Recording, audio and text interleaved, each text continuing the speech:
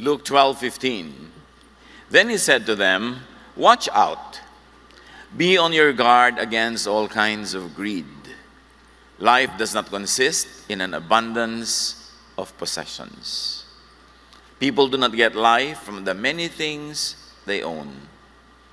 Isa sa mga madalas banggitin ng Panginoon, ngunit pinakamadalas ding malimutan. Once in a while, we have to go back to very basic teachings of the Lord because they get forgotten. Pero nandito ang susi para sa tahimik, payapa, at mabungang buhay. When more is less. Lord, we thank you that you're always more. But we have to think of what should be less so you can be more. Turuan niyo po kami ngayong Panginoong malinawan kung anong tunay na dapat inuuna. Yung mga alam na namin ay maalala at maipamuhay, lalo pa sa mga panahon na kami nalilito. Father, we thank you that you are light, that you are life, that you are our healer, our teacher. Now be our preacher. Lead your people unto greater knowledge of you, unto a greater level of peace and joy in life. In Jesus' mighty name we pray with thanksgiving. When more is less. Akala kasi natin laging more is more. Kaya lagi natin gusto more. But when there are times when more really becomes less. Matthew 6:24-34, isa sa mga pinaka-common teachings ng Panginoon, pero dapat laging balikan. Walang makapaglilingkod na alipin sa dalawang Panginoon, sapagkat kapopuotan niya ang isa at iibigin ang ikalawa. Paglilingkuran ng tapat ang isa at hahamakin ang ikalawa. Hindi niyo maaaring paglingkuran ng pareho ang Diyos at ang kayamanan. Kaya't sinasabi ko sa inyo, huwag kayong mabalisa tungkol sa inyong kakainin at sa inyong iinumin upang kayo mabuhay. Sino sa inyo ang makapagpapahaba ng kanyang buhay ng kahit isang oras sa pamamagitan ng kanyang pagkabalisa? Kay liit ng inyong pananampalataya sa Kanya. Kaya't huwag kayong mag-alala na baka kayo kapusin sa pagkain, inumin o damit. Hindi ba ito mga hentil lang nababahala tungkol sa mga bagay na ito? Alam na ng inyong Ama na nasa langit na kailangan ninyo ang lahat ng ito. Ngunit higit sa lahat ay bigyang halaga ninyo ang kaharian ng Diyos at ang pamumuhay ng ayon sa Kanyang kalooban. At ibibigay niya sa inyo ang lahat ng mga bagay na ito. Kaya nga, huwag ninyong alalahanin ang bukas, sapagkat ang bukas ang mag-aalala sa sarili niya. Sapat na ang inyong mga suliranin sa bawat araw. Paboritong ituro, paboritong pag-aralan, at pag sinunod talaga at laging naalalang sundin, susi sa mapayapa, tahimik, at even masaganang buhay. What is a major enemy of peace and happiness, according to these teachings of Jesus? Worry about provisions. Provisions in the future. Mostly, the worry is about the future. Not about now, not about today. It's about tomorrow, next week, next month, next year. The future, which is God's gift, becomes a problem to worry about. Pagka ganito ang ating mentality, instead of being celebrated as a gift from God, to be excited about. Pag ang tao, warrior, yung bukas, yung future is a problem. And can you imagine what kind of life you will have when the future is a problem, is considered a problem? Instead of parang gift na bubuksan mo pa lang, hindi mo alam kung anong laman, excited ka because the future comes from God. And if the gift comes from God, you can be very sure that it's going to be wonderful. Pero pag nalibang, nagpadala sa takot, the future is something to worry about. And the Jesus solution to this is prioritize God's kingdom. Prioritize God's rule. So kung i-reduce natin into questions, paano ako sasagana? Prioritize God's kingdom. Kasi ang kasaganaan can be objective, nabibilang, talagang halaga, or subjective.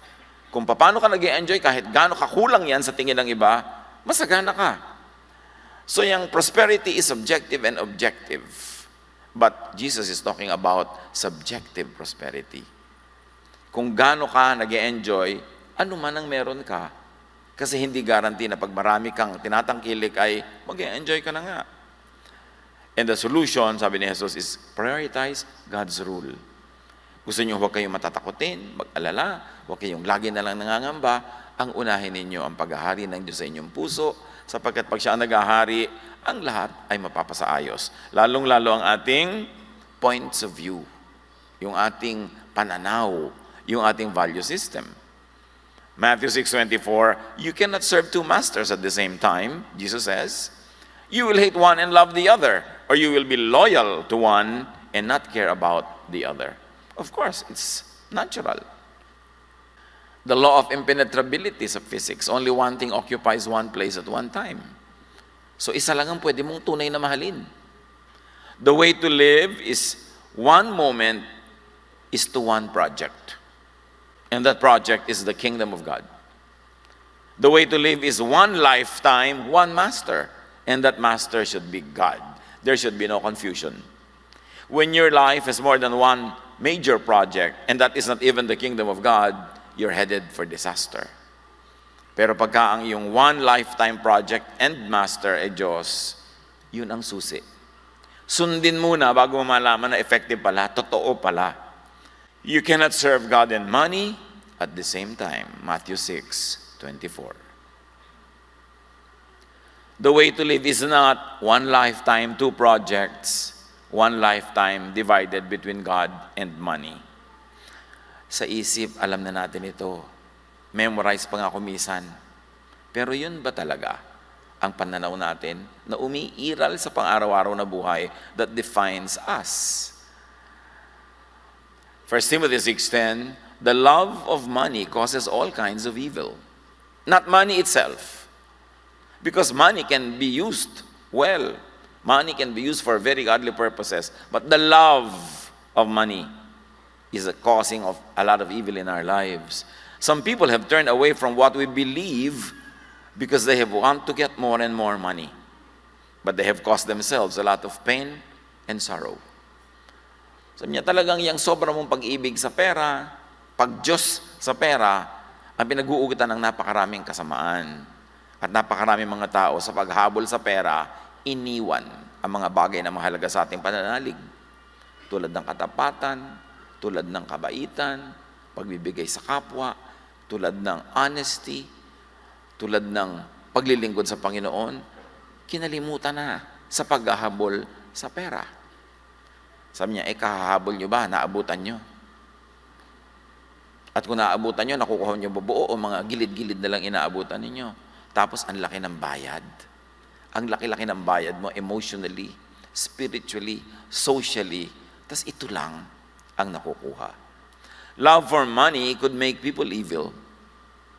Diyan mo makikita yung mga magkakapatid na nagsusumpaan, nag-aawayan dahil pinag-aagawan ng isang dangkal na lupa na minana sa magulang. Magkakapatid na nag-aaway-away dahil sa mga lumang mga gamit na pinagkakaway-awayan nila. Minsan mga magkakaibigan, nagdadayaan pa sa negosyo dahil sa pera. Hindi rin naman talaga nadagdagan ng saya. Pwedeng madagdagan ng pleasure kasi ang pleasure nabibili. Pero ang saya hindi. At ang mas masaya sa buhay ay yung tahimik ang loob mo kaysa ang dami-dami mong props pero sa loob wala. Love for money could bring hell to people.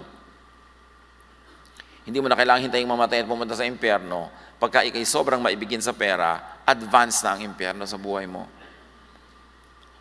Love for God makes people good and godly. Ito yung kabaligtaran. Love for God brings people to heaven, the kingdom of God. Yung heaven na nandun pa sa malayo at yung heaven na nandito na ngayon sa buhay natin. Pag maibigin ka sa Diyos, inilalagay mo ang pera sa tamang lugar, mahalaga pa rin ang pera, laging mahalaga yun. Pero nasa tamang lugar, hindi siya ang number one. Yung mamimili ka, makikipag-away ba ako o pera? Yung pinipili mo, wag na lang, para peace na lang. Pwedeng nakuha niya yung pera, siya nakabili ng kotse. Wala kang kotse, siya meron, pero guarantee ba na masaya siya kaysa sa'yo? Kumisan nga, pag ikaw pa yung nanalo, dahil anak ka naman Diyos, kahit na kumisan nakakalimot, binabagabag ka ng budhi mo. Hawak-hawak mo yung pagkamahal-mahal na bag. Pero alam mo kung gaano karaming empleyado mo sana nadagdagan mo ang sweldo at bonus kung hindi ka lang bumili ng 1 milyong peso bag. Tapos yung bag, hindi mo magalusan, ayaw mo malagyan. Kulang nila, ilagay mo sa estante, punas-punasan. Naging Diyos. Kaya tuloy hindi mo maiwan, baka manakaw. Samantalang yung kumari mo na ang bag niya, supot. Iniiwan-iwan niya talaga, inihahabol pa nga sa kanya ng iba. Supot niyo po, supot niyo po. Ayaw nga pala ang aking supot. May wisdom din yung hindi masyadong mahal yung mga gamit mo, hindi pinagnanasaan ng iba. Our time should be focused on God. That's what Jesus is saying. You all know that already. That's not something new. But it is something to renew in our minds and in our mindset and in our lifestyle. Because our time should be focused on God's kingdom. And that kingdom is not over there in the clouds only. Well, it is also there. More importantly now, that kingdom is God's kingship in our lives today. Pagka sa mga pinipili mo yung maka-Diyos na choice, hindi yung makapera, God's kingdom is in you. Because sabi ni Jesus yun, the kingdom of God is in you. Within you. The kingdom of God is in your thought, in your heart, in your feelings, in your everyday life. And you can always bring the kingdom of God into your life pag inuuna mo ang Diyos. Our hearts and minds, our lives must be God's kingdom, must be ruled by God. And that is heaven on earth.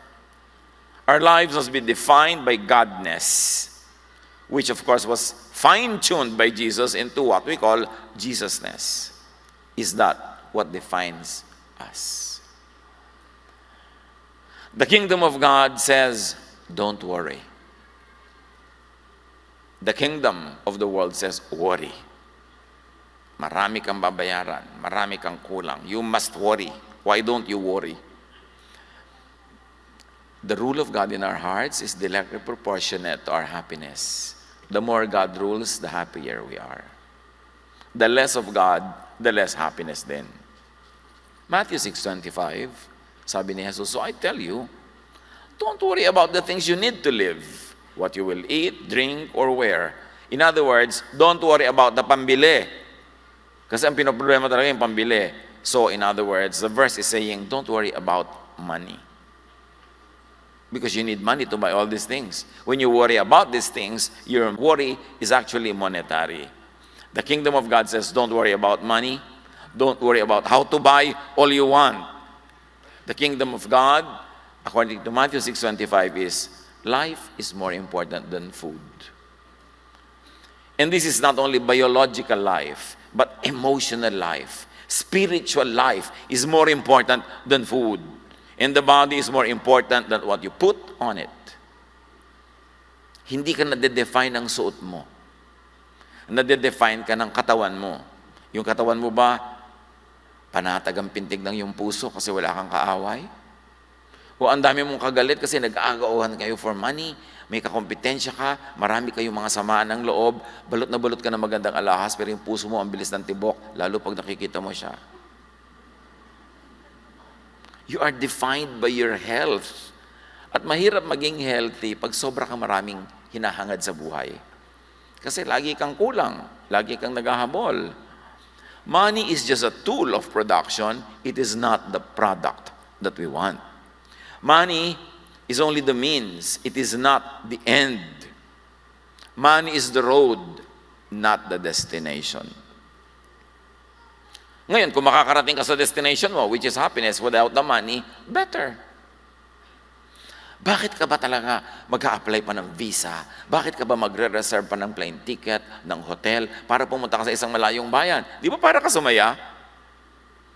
Pero kung nandun ka na sa likod nyo, nangunguyakoy ka sa ibabaw ng balde, tapos ang saya-saya mo na, di nakarating ka na rin doon sa destination without having to go through the route, without the expense. So your wealth is not really where you are, how much you have, how much you spend, but your state of the heart. Pwede rin naman siyempre masaya ka na nagbiyahe ka, pero hindi lahat yun guarantee. No guarantee that it will happen. So, don't sell your soul to the devil just to be able to get the money that you need for a vacation. Because a vacation is in the mind. Kahit na ipikit mo lang yung sarili at sa guni-guni mo, ay lalangoy-langoy ka sa Palawan. Buti pa, minus the dikya. Pero kung talaga makakarating ka doon, maganda if you don't have to diminish the kingdom of God in your heart. Yun ang importante lagi. Hindi natin minamaliit yung may binili ka, nagsaya ka, nagpasyal ka. Pero at what expense? If it's at the expense of your spirit, of your relationship with God and with other people, it's not worth it. Yun ang sinasabi ni Jesus. Hindi niya sinasabi, huwag kayong kumain, huwag kayong mag-isip ng kakainin, pero huwag yan ang una. Kasi pag natutuwa ang Diyos sa'yo, problema ba na padalang Kanya ng kailangan mo? Pero kung di siya natutuwa sa'yo, kahit anong pagsisikap mo, magpagulong-gulong ka dyan, hirap na hirap ka. O magkaroon ka man ng pera, which is the tool, hindi dumadating yung product that you want, which is the happiness. The rule of God in your life means all that. Life filled with Jesusness is more important than life filled with money without Jesus. Pero kung may money na, may Jesus pa, wow, double, masarap. Pero hindi naman lagi yun magkakambal. At ang pinag-aaralan natin mga kapatid, kung kailangan pumili, huwag ka malito. Choose Jesus. Choose Jesusness. But if you can have both without having to sacrifice your spirit, that's a double blessing. Matthew 6:27, you cannot add any time to your life by worrying about it. You cannot make life better by worrying about it. In fact, the more you worry, the more you shorten your life. So sabi, huwag kang maging warrior. Pag sobra kang warrior, nakakalimot ka kung sino ang Diyos, kung sino si Jesus, at sa kanyang mga pangako. Matthew 6:31-32, don't worry and say, what will we eat? Or what will we drink? Or what will we wear? That's what those people who don't know God are always thinking about. Huwag nyo nito sabihin lagi sa nanay nyo na nagwaworry, ano isusuot mo? May baon ka ba? Ano lulutuin natin mo? Mami, Matthew 6:31. Matthew 6:31 pala ha? O sige, hindi ako magwaworry. Bahala kayo, mamya. Misa kasi sobrang nating pinapahirapan yung warrior kasi siya yung responsible kaya siya nagwa-worry. But you know, if you work and do your part, the warrior member of your family will worry less. Sabi, nag ka naman ng nagmami. Kaya ako nagnanag, hindi mo pa ako sinusunod. Kung sumunod ka na sana, hindi na ako nagnag. So hindi laging kasalanan ng warrior o nagger, ba't siya ganun? Kasi kuminsan, hindi natin sila tinutulungan. Pero pag nagtulong-tulong tayo, we do our part, we put God first. Sabi ni Jesus, don't worry about these things. Kayo ba minsan, kahit minsan sa inyong buhay, maliban na lang siguro yung napaka-small, 0.0001%, dumating na ba talagang isang maghapon na wala kayong kinain? Hindi dahil nagda-diet kayo ha, kundi talagang wala kayong makain. Nangyari na ba yun? So, yung past is a guarantee sa future. Hindi ka na nga ginutom ng Diyos nung past, gutumin ka pa ba sa future? You have gone this far in your relationship with God, para ka lang niya ilaglag. So, kaya sabi ni Jesus, ang liit naman ng pananalig niyo sa Diyos. Parang binabaliwala niyo yung paraan ng pag-ibig niya. People who don't know God, people who don't believe in God, fill their minds with thoughts of needs, of money.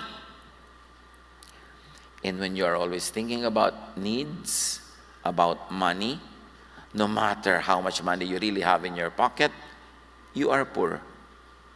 Because pag ang laging laman ng isip mo ay worry, poverty, fears of poverty, actually poor ang mentality mo at that time. Kahit may pera ka. Pero kung wala ka masyadong pera sa tingin ng mundo, parang kulang sa kanila, pero ikaw nagtitiwala, ginagawa mo naman ang tama, nagtatrabaho ka para sumweldo ka sa katapusan, nagtatanim ka para meron kang anihin, at natuturuan mo ang sarili mong maging masaya sa meron ka ngayon, at ipagtiwala sa Diyos yung future plus your planting for the future, hindi Diyos lang, may ginagawa ka rin, that is heaven on earth. People who worry become unhappy and afraid. Therefore, people who worry go to hell in advance. Tatawagin niyo bang heaven yung worry? Hell yun. Paano naman po hindi ako magwo-worry may mga bayarin ako. Mag-work ka ngayon para may sweldohin ka. Magnegosyo ka ngayon para may tubuin ka. Magtanim ka ngayon para meron kang anihin. Pero matapos mo magtanim, huwag mo nang hukay-hukayin everyday to see if it's growing. Because you plant, the Lord makes it prosper. You plant it, you take care of it. Ganun ang paraan. Hindi naman ibig sabihin naniniwala ka sa Diyos tungkol sa future. Wala ka nang gagawin. So bakit ka bumibili ng insurance para sa health mo, pagtanda mo? Di ka ba naniniwala sa Diyos? Naniniwala ako sa Kanya. At naniniwala akong siya magbibigay sa akin ng panghulog sa insurance na to. Siguro, ahente kayo dyan, ano? Hindi yung naniniwala ako sa Diyos, as wala akong gagawin, bahala na ang Diyos in the future. It doesn't work that way. Because true faith in God means you plant so you harvest. But you believe that God will prosper your plant and will give you fruits. Ang paniniwala sa Diyos may kakambal na action. Sabi ni Jesus, don't worry because your Father in heaven knows that you need all these things. In other words, Jesus is saying, God is thinking of you. Yang si Papa mo, baka nga hindi ka naiisip, di ba? Tapos siya yung poor mo. Yang ang mga iba, iniisip ka ba talaga ng employer mo? Iniisip ka ba talaga? No, but God thinks of you. Sabi ni Jesus, your Father knows what you need. So, hindi mo binabaliwala yung need mo. Hindi mo siya sinasabing, I don't want these things. You want and you need, pero nasa lugar. Hindi siya ang overriding issue of your life dahil naghahanap buhay ka para mabuhay. Hindi ka nabubuhay para maghanap buhay. Kaya ang lagi kong ipinapakiusap sa mga employer, lalo sa mga kapatid natin sa church, mayroon na kayong asenso sa buhay, kayo na yung mga employer, bigyan nyo naman ng mas marami halimbawang day off yung mga empleyado nyo. Kasi kulang na kulang ang oras nila para sila mabuhay. Kung ang konti ng day off nila, tapos sa isang day off doon sila maglalaba, mamamalansya, magluluto for 1 week na pagkain, paano pa sila magbabayad ng mga kuryente at mga tubig kung walang bayad center sa mga lugar nila? Mga government offices, paano sila mag-a-apply ng passport ng ganito kung di pa sila absent? Yung walang ka-oras-oras para mabuhay ang mga naghahanap buhay.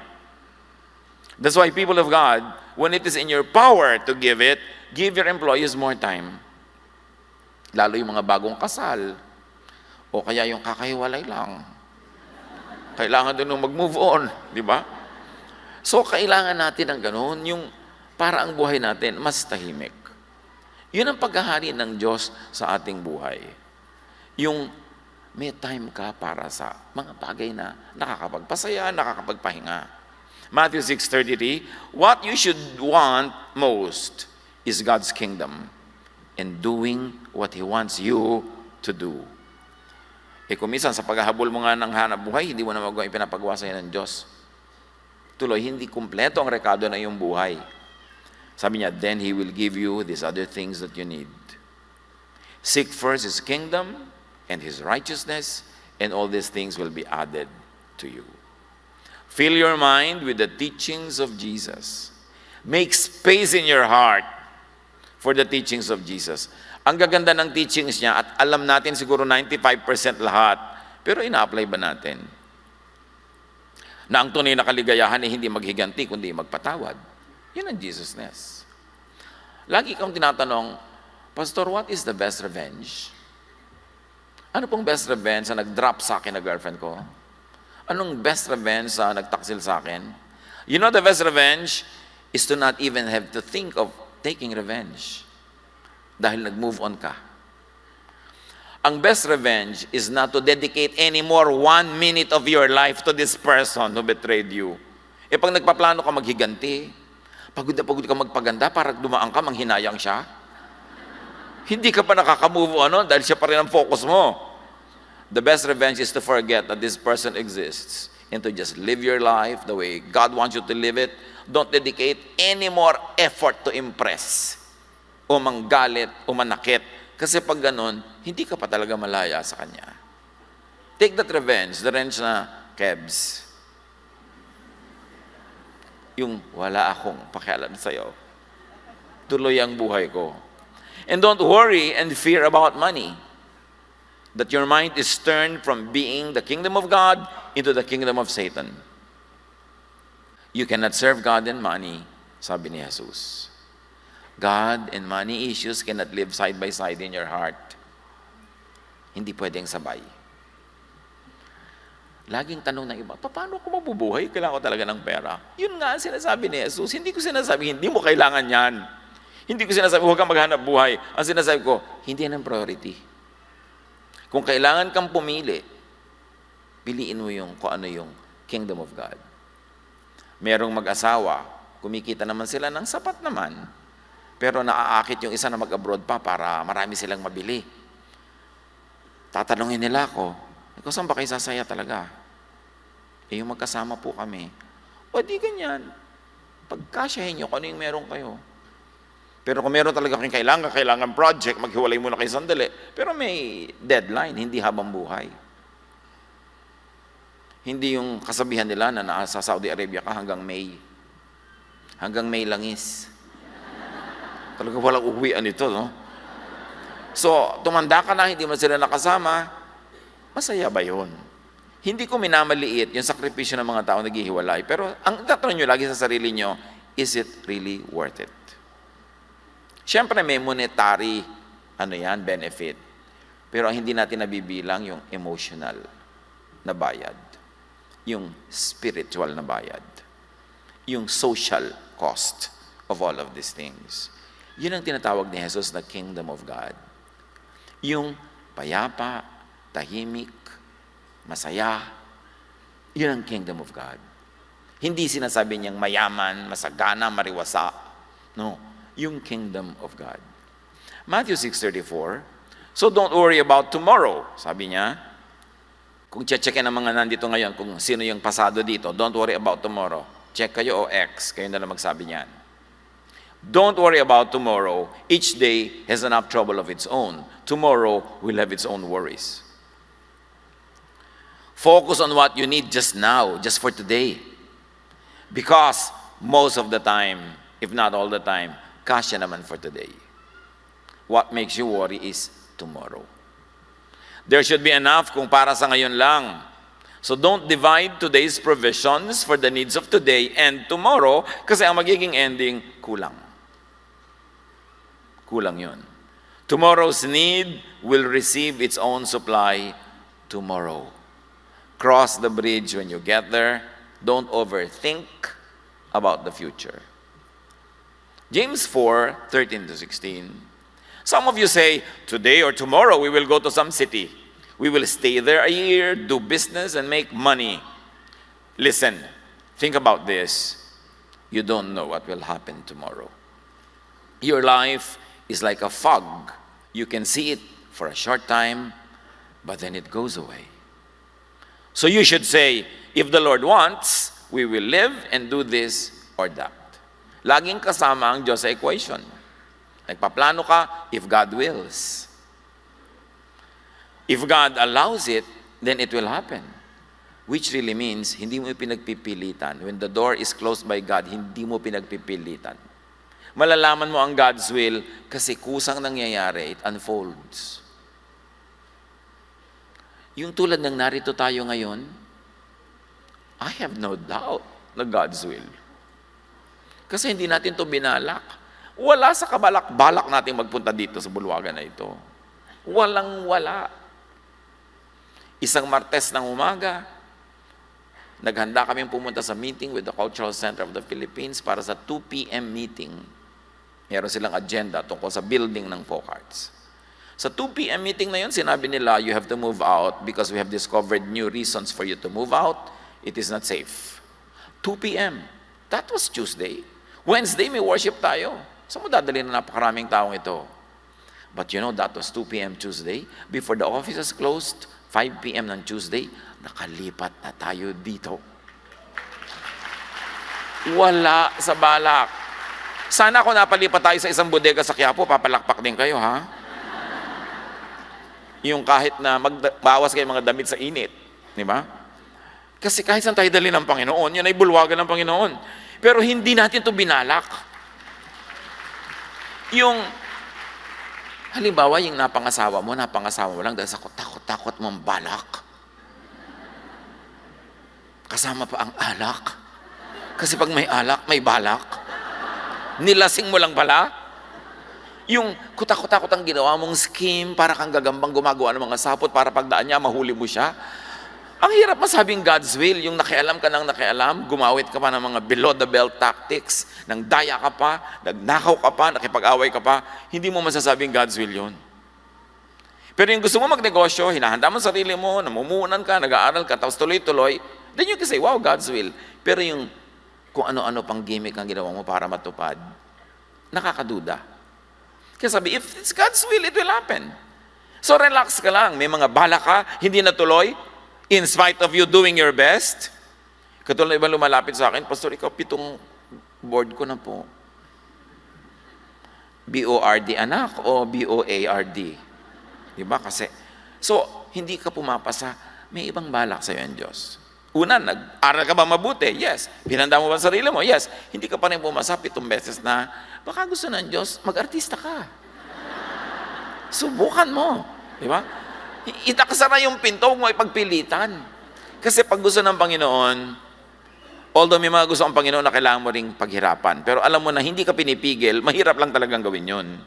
Pero dapat kang makiramdam kung ano ang ginagawa sa iyo ng langit. At yung pagpapayaman na yan, makaramdam ka kung gusto mo magnegosyo, gusto mo makuha to, gusto mo makuha yung pwesto na yun, kung ano-ano nang pinaggagawa mo sa buhay na nagsasuffer na ang spiritual life mo, you know, hindi yan ang will ng Diyos para sa iyo. Kailangan sang-ayon ng langit sa ginagawa mo. Jeremiah 29:11, I know the plans I have for you. I have good plans for you. I don't plan to hurt you. I plan to give you hope and a good future. Sabi niya, I know the plans I have for you. Plans to give you hope. Plans to prosper you, not to hurt you. So may plano ang Diyos. Ang tanong lang, tugma ba ang plano mo para sa'yo sa plano ng Diyos para sa'yo? Mahirap naman makipagtunggali sa Diyos, nakikipag-agawan ka ng manibela ng iyong buhay. Kaya kailangan makiramdam. Spirit-led ka. Let God plan your life and lead your every step. You live your life now, day to day, in pursuit of God's kingship. Psalm 37:23-24, if you do what the Lord wants, He will make certain each step you take is sure. The Lord will hold your hand, and if you stumble, you still won't fall. Yun ang ganda, na ang sinusunod mo yung landas ng Panginoon. Hawak ka niya sa kamay, inaakay ka niya, matapilo ka man, hindi ka mahuhulog kasi hawak ka pa rin niya. So do what the Lord wants. The steps of a good man are from the Lord. Sabi ng Revised Standard Version. So among the choices, alam naman natin to, it is not always clear what the Lord wants. Diba? Hindi naman laging malinaw kung anong gusto ng Diyos. Pero merong malinaw yung ayaw niya. So by process of elimination, you can already remove that which you know God doesn't want for you. Konti na lang yung matitira. At doon ka na lang mananalangin, makikiramdam, magtatrabaho para malaman mo which among those that God allows ang best for you. Eliminate muna yung alam mong ayaw ng Diyos. What God doesn't want for us is that which is on Jesus. Pastor, paano ko po malalaman kung ayaw ng Diyos? Well, it is not peaceful, it is not restful, it is not loving in method and in result. It is vexing, stressful, consuming in method and result. You know that that's not what God wants for you. Yung pag ginawa mo, wala ka nang natirang oras sa sarili mo, nawalay ka na sa lahat ng mahalaga sa iyo, nako-compromise pa yung mga pananalig at mga paniniwala at ang iyong kabutihan. You know that God doesn't want it for you. Huwag ka malito. Huwag ka maglito-lituhan dahil maraming benefit. Nakakalito po kasi. Hindi nakakalito yung nililito mo sa sarili mo kasi naaakit ka doon sa benefit. Pero alam mo kung anong ibabayad ng iyong spirito. Huwag ka malito. At huwag ka maglilito-lituhan. Kasi pag umalis ka sa root ng Panginoon, nawawala yung hawak. Ikaw ang bahala sa buhay mo. Importante, unahin ang kingdom of God. Pastor, meron pong offer sa akin, ang laki-laking difference ng sweldo. Kaya lang po talagang sobrang hirap ng trabaho, mapapagod ako, bla bla bla. O gusto mo ba yun sa buhay mo? Pag naman lumaki income mo, hindi naman ibig lalaki yung enjoyment mo, dadami lang humihingi. Gusto mo yun. Sinabi ni Solomon, the more money increases, the more those who consume them. Kasi pag wala kang pera, wala ka namang kamag-anak. Pag nagkapera ka, natutuntong ka kahit 3rd degree. Yung nanay ko, inalagaan ng nanay mo ng 3 days nung panahon ng hapon. Therefore, di ba? Therefore yan. So, is it really worth it to have a lot of money? Is it really worth it? God doesn't want us to be consumed by greed and by pride. 1 John 2:16, ang lahat ng nasa sanlibutan ang pagnanasa ng laman, ang pagnanasa ng mga mata, at ang pagmamalaki sa buhay na ito ay hindi nagmula sa Ama, kundi sa sanlibutan. The lust of life, lust of the eyes, pride of life, lust of the flesh. It's not from the Father, it's from the world. 1 Timothy 6:9-10, people who want to be rich bring temptations to themselves. They are caught in a trap. They begin to want many foolish things that will hurt them. These things ruin and destroy people. The love of money causes all kinds of evil. Some people have turned away from what they believe because they want to get more and more money. But they have caused themselves a lot of pain and sorrow. Look around you, or look at your own life. Look at the lives of people that sometimes we admire. Nung dumami ba talaga ang pera nila ay dumami ang saya? Dumami ba talaga? Yang pera, mahalaga lang pagkawala at pagkonte. Pero pag marami na, hindi na kasing halaga nung tulad nung kung konti. Halimbawa, nagkaroon ka ng 1,000, wala ka, di ba? Ang halaga nun, buhay mo talagang naiba. Pero pagka kumikita ka na ng 100,000, nadagdagan ka ng 1,000, will it really make a difference? And then you come to a point when you have 10 million, mahalaga pa rin yung additional 1 million. But when you have already 50 million, nadagdagan ka ng 500,000, bali wala lang sa yan. These are just numbers added to your bank account o nadagdag doon sa salansan mo, pero hindi proportionate yung happiness mo sa pagkakaroon nun. Because may saturation point ang material things. Yung una lang na konti, ang maximum ang effect sa'yo. Pero pag dumadami na sobra yan, halos wala ng effect. Pero may negative effect, dumadami ang yung worry. Dumadami ang iiwasan mo. Dumadami ang compromises mo. Dumadami ang yung bayarin. I always love recalling this story, and let me recall it again. I was away in this country for some time, and then after I came back, a friend of mine, who's a very close friend from way back, nag-dinner kami. Sabi niya sa akin, ang net worth ko nadagdagan ng so many millions. Wow, di good. Sabi ko, ikinuwento niya sa akin lahat ng mga nadagdag na kayamanan niya. Kaya lang hinahabol siya ng mga tao. Dami. Lahat ng uri ng tao hinahabol yung pera niya. Tapos mga empleyado niya nag-aaklas, nag-welga. Mayroon pa silang mga threat sa buhay nila, may gusto pang kumidnap sa kanila. Yung ganun na nangyari. Sabi ko, teka, yung kama mo, nabigay sa'yo ng mama mo na antik na malaki, dinagdagan mo ba? Sabi, hindi, ang lapad na nga nun eh. Yung kotse mong 3, ginawa mo na bang marami? Sabi, 3 na nga, hindi ko magamit lahat, di 3 pa rin. Gano'ng karaming steak na kinakain mo ngayon sa isang linggo? Kasi dati, once a week, may steak siya eh. Sabi niya, once a month na lang, kasi alam mo naman, may edad na tayo.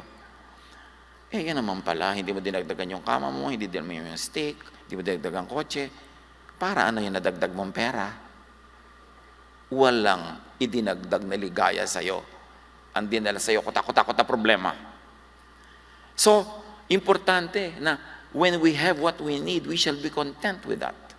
Because by having more, sometimes you pay more. But you don't enjoy more. Kaya huwag padaya. Ngayon, kung mahalaga sa inyo, i-grow yung business nyo, i-grow yung mga numbers nyo, do it. But not at the expense of your personal joy, your happiness, and your peace. Because you have only one life to live in this world. And you must maximize the joy, the happiness, the pleasure. And sometimes the search for material things, thinking that it would help you buy happiness, actually it buys you problems. It's not always true because meron namang kayang-kaya nilang dalhin ang kayamanan nila, masaya pa rin sila, tahimik pa rin sila, pero konti ang nakakagawa nun. Kasi maraming tao, lalo hindi lumaki sa yaman, hindi sanay, hindi marunong, napupundi sila, kumbaga sa bombilya, sa laki ng wattage sa dumadaan. Kaya yung dating matitinong pamilya, nag-aaway-away, dating bababait na anak, nagiging suwail, kasi nagkakaroon ng mga pera, nagkakaroon ng mga kaibigang mapera, at minsan nasisira pa yung pamilya. What we believe is what is important that we keep. Peace, love, goodness, kindness, rest, relaxation, enjoyment, health, wellness, that's important.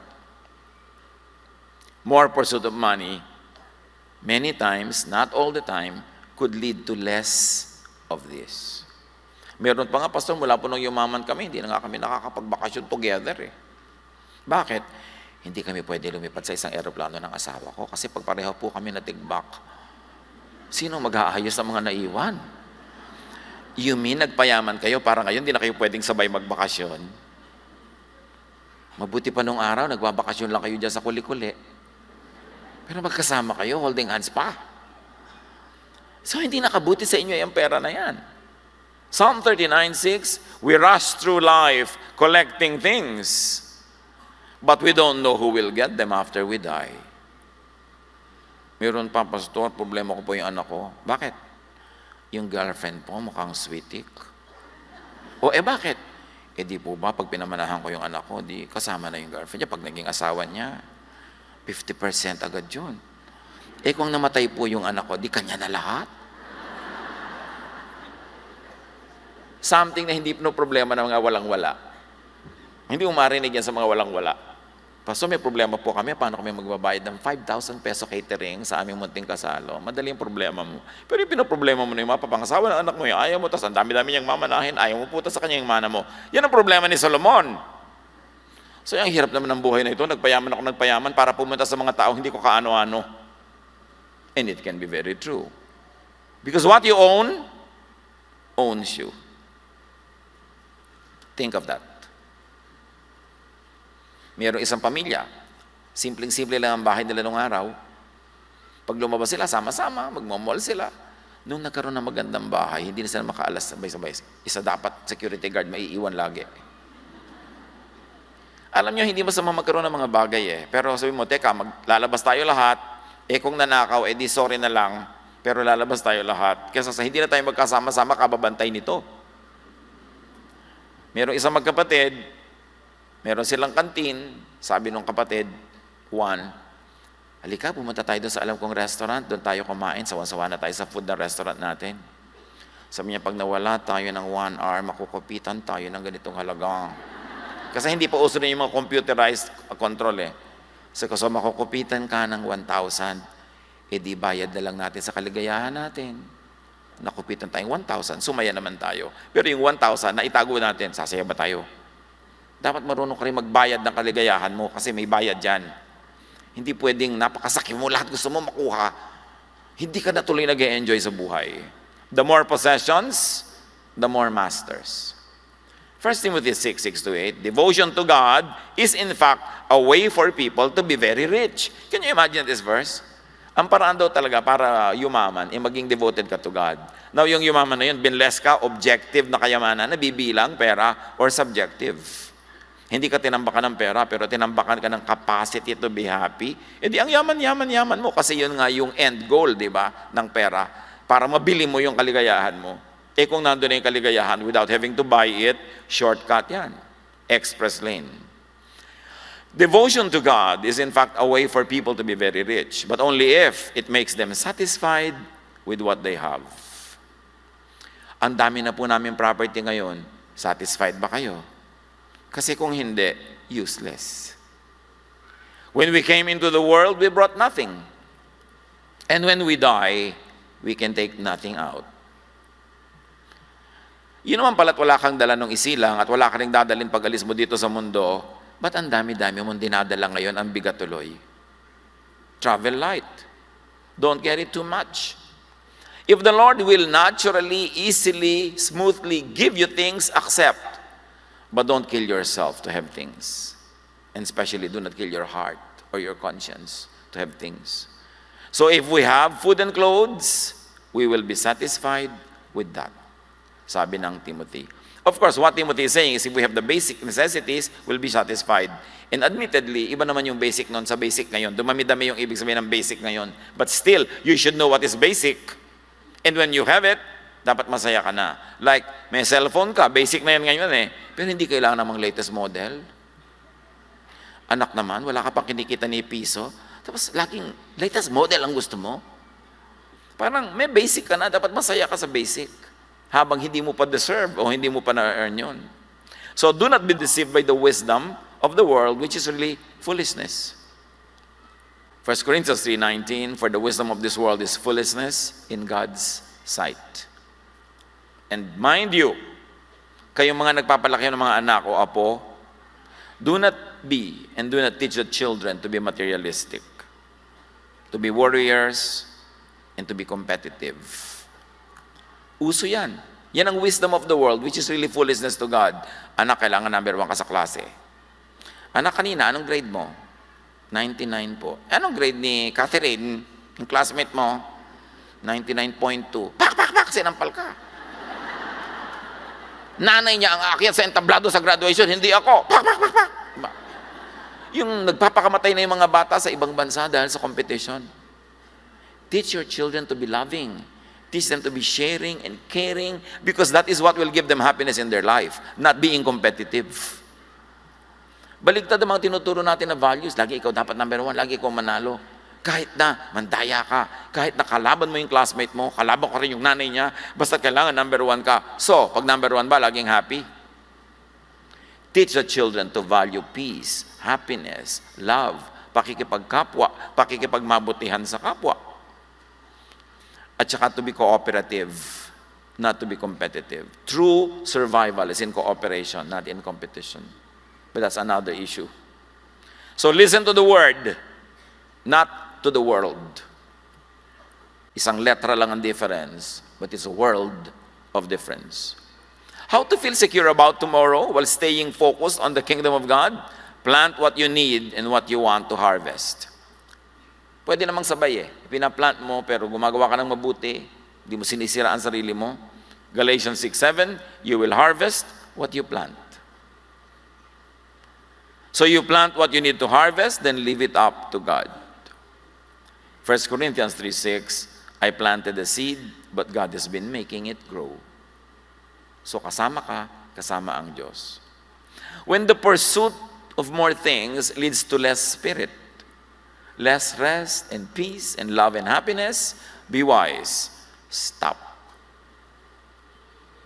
Sa paghahabol mo sa maraming bagay, nasasaktan na ang iyong puso, ang iyong damdamin, ang iyong kaluluwa, tumigil ka. It is not the way to go. And this applies to any of all pursuits for more. Yung more things, more clothes, more bags, more shoes, more cars, more houses. May mga tao dyan na kailangan na magpatayo ng bungalow, lalagyan pa lang ng bag. Magagamit mo ba talaga lahat yan? More collections. Yung may negosyo na ayaw pang tumigil. More ventures, more businesses. Kasi challenge. Tapos nakikita niya later, ay challenge nga talaga. More fame, more glory, more honor. Higher grades, higher IQ. Smaller waistlines. Hindi na matapos-tapos yan. Di ba? More admirers, more people, para mas maraming mainggit sa akin o tumanghod sa akin. This applies to all pursuits for more. Kahit na yung more responsibilities, more positions, more boards to join, more committees, more appointments to keep, more schedules and more activities, hindi yan guarantee of happiness. Ang kailangan ng tao, freedom to be able to adjust to what needs to be done for the day. Kaya kung minsan mayroong magsasabi sa akin, Pastor, kayo po magkakasal sa akin. Kailan ba? 3 years from now po. Anak, sabihan mo na lang ako 1 week before. Magko-commit ako sa iyo, tapos biglang nanalo ako ng world tour, natapat sa kasal mo, hindi matutuloy dahil kasal mo. Pero Pastor, once in my life lang po yan. Once in yours, but every day in mine. May kinakasal ako. So wala na akong magagawa sa buhay ko dahil overcommitted ako sa iyo. Kaya mga kapatid, kahit po kayo nag-i-invite, birthday, kung ano-ano, dapat may kasamang freedom. O ini-invite kita because I like you, I love you. Pero kung sa araw na hindi ka makarating dahil tinamad ka, hindi huwag ka pumunta. O may iba kang naisipang gawin, di yun ang gawin mo. Pero kung makakapunta ka, nice. Dapat ganun, hindi yung iimbitahin ka, pero huwag kang hindi dadalo. Yung, huwag mong papalitan niya. Yung, itinatali mo ako, no? So, mahal mo ba ako or not? Bakit mo ko iniimbita? So, ganun dapat freedom binibigay natin. Let's not overcommit. Because overcommitment also means unhappiness. Kahit sa mga ministries. Yung sa'yo na lahat ang ministry. Ikaw lahat. Pero nakasimangot ka naman. Kasi hindi ka na masaya. Hindi ka napapahinga. Alam niyo yung mga disciples ni Jesus, busy sila pagpapagaling ng mga tao, pagpapakain, pagpe-pray. Mark 6:31. Jesus and his followers were in a very busy place. There were so many people that he and his followers did not even have time to eat. Jesus said to them, si Jesus to, "Come with me. Shh. We will go to a quiet place to be alone. Then we will get some rest." Kita niyo si Jesus? Mahal niya yung mga workers niya. Hindi, sige, mamatay kayo, mapagod kayo kasi naglilingkod tayo sa mga tao. You know, pahinga tayo. Kailangan ganun. Kahit sa ministry. Hindi ka na gusto ng Diyos na pagod. Kaya nga siya merong Sabbath, may pahinga. Although hindi mo gagawin Diyos yung Sabbath, pero observe it for your benefit. More is less when there is less Jesusness. Dapat siya yung marami. Kaya sabi ni John, He must increase, I must decrease. What should increase? Jesus. And Jesusness in our lives. Luke 12:15, then Jesus said to them, "Be careful and guard against all kinds of greed. People do not get life from the many things they own." Hindi ka makakakatas, makakagata ng ligaya, ng saya ng buhay sa mga ari-arian. More things could even mean less peace, less rest, less time, less happiness. Be wise and see in your life when more is less. Dear Lord, thank you that you love us, you remind us that life is precious, time is precious, that we should live in Jesusness where we can be fruitful and at the same time we enjoy life, we enjoy our loved ones, and our loved ones also enjoy us. Pagbulay-bulayan natin sumandali kung anong personal application ito sa ating mga buhay in some moments of silence with the Lord.